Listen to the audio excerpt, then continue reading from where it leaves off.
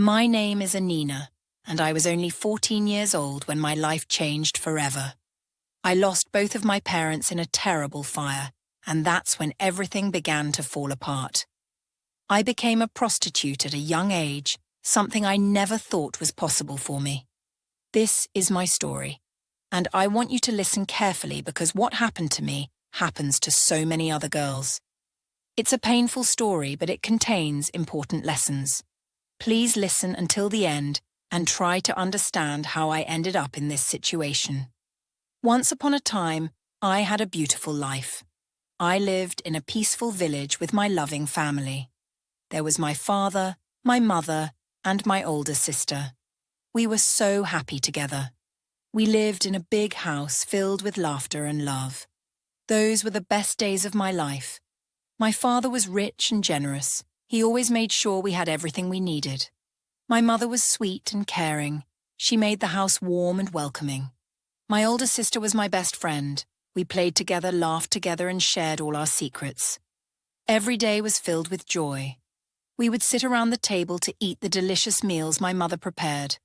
My father would tell us funny stories and we would all laugh together. My sister and I would run in the garden, playing games and having fun. Life was perfect. Our house was big and beautiful. We had everything we needed and more, but most importantly, we had each other. We were a happy family, and I felt so lucky to be a part of it. But I didn't know that everything was about to change. The happy days would not last forever.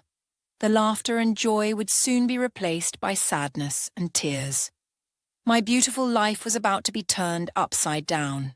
One dark and terrible night, everything changed. I was sleeping peacefully when I heard a loud noise. I woke up and smelled smoke. My heart started to race. I ran out of my room and saw flames everywhere. Our house was on fire. The flames were fierce and uncontrollable, burning so strong and so intensely. I tried to find my family. I shouted, "Mom! Dad! Sister!" But I couldn't see them. The smoke was thick and it was hard to breathe. I ran through the house. Smoke was thick and it was hard to breathe. I ran through the house trying to save them, but the fire was too strong, the heat too intense. I couldn't reach them. I wanted to save them, but I couldn't. The fire took everything from me.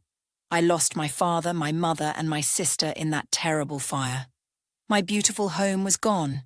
Everything was gone.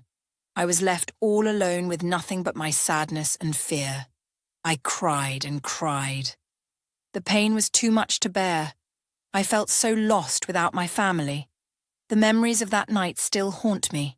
I can still see the flames and hear the crackling of the fire. I can still feel the fear and sadness. Since that night, my life has never been the same. I was no longer the happy girl with a loving family. I was an orphan, alone in the world. The fire took everything from me, and I didn't know how I could ever be happy again. Shortly after the tragedy, a woman named Aunt Binter came to our village. Aunt Binter was wealthy and known for helping orphaned girls. She had a big house in the city and always wore beautiful clothes. Everyone in the village respected her. When Aunt Binter heard about my loss, she came to see me. She looked at me with kind eyes and said, "Oh, Anina, I am so sorry for what happened to you. Losing your family is very difficult, but don't worry, I can help you." She promised to take me to the city.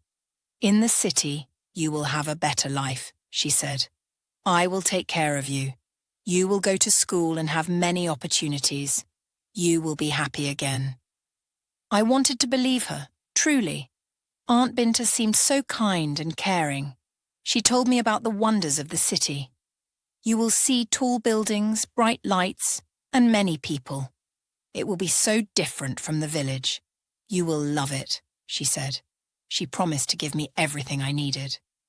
"You will have beautiful clothes, good food, and a warm bed to sleep in. You will never have to worry about anything again," said Aunt Binter.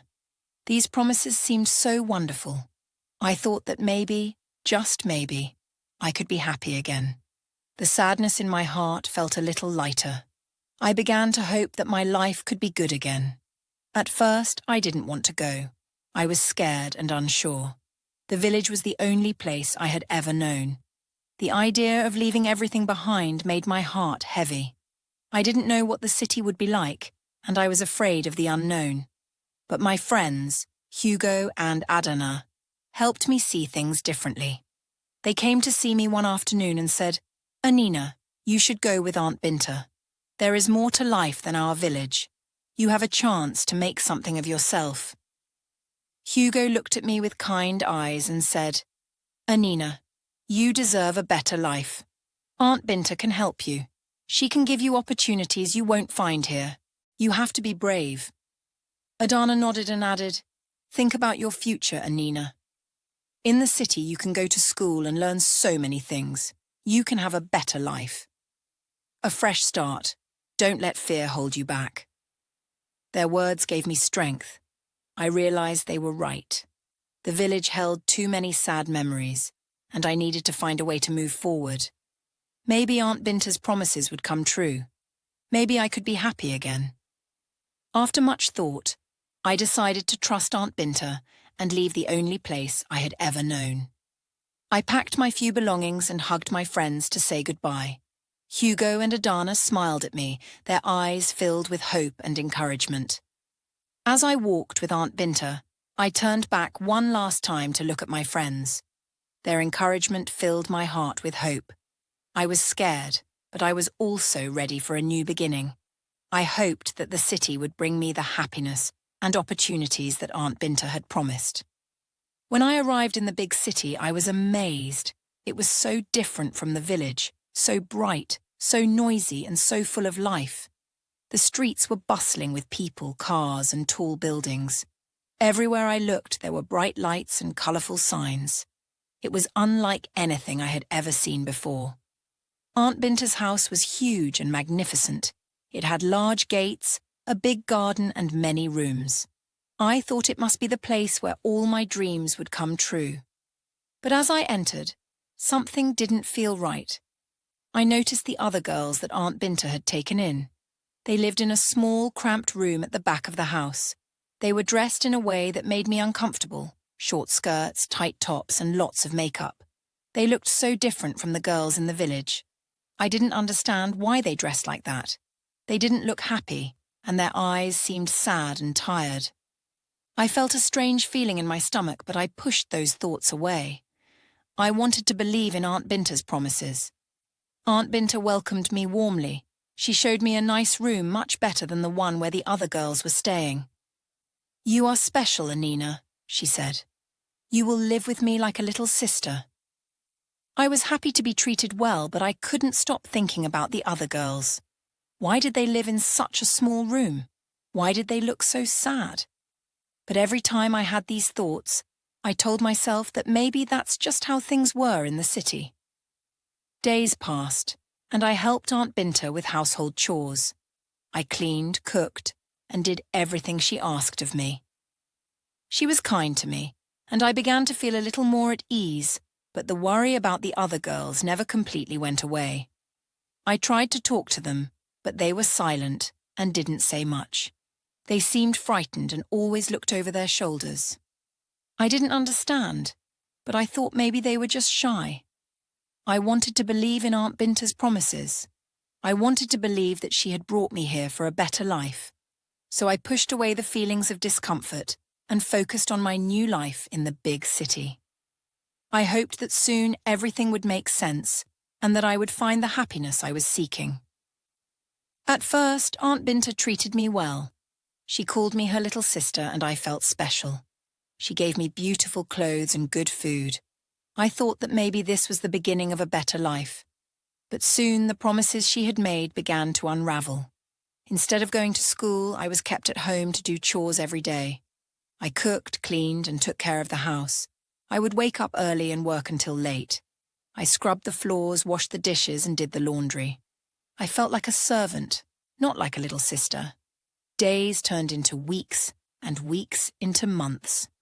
The life that Aunt Binter had promised seemed so far away.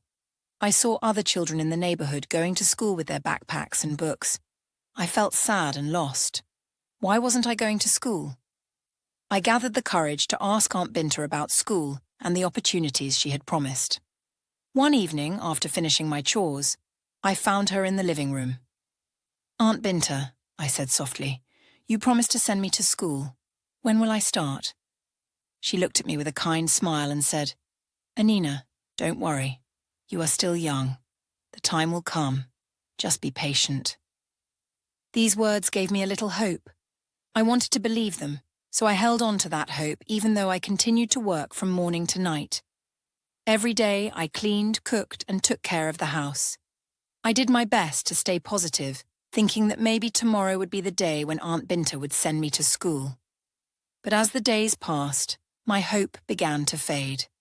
The other girls never went to school, and I started to wonder if I ever would.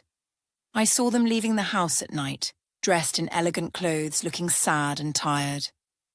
I didn't understand where they were going or why they were so unhappy. I began to feel a deep sadness within me. I missed my family, my village, and the simple joys of my past life. The city, which once seemed full of promise. The city now seemed like a place of broken dreams. One day, as I was scrubbing the kitchen floor, I thought about my mother and father. They had always wanted the best for me. They wanted me to get an education and have a bright future. What would they think if they saw me now? I felt tears welling up in my eyes, but I quickly wiped them away. I didn't want Aunt Binter to see me crying. I had to stay strong even though I felt so weak inside. Deep down, I started to wonder if things would ever get better.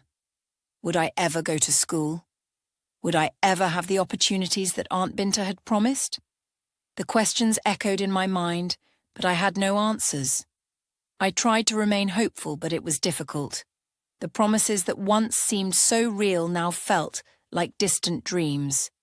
I felt lost and alone, trapped in a life that was nothing like the one I had hoped for. As I continued my chores, I whispered to myself that maybe one day things would change. Maybe one day I would find the happiness I had once known. But deep down, I began to lose faith.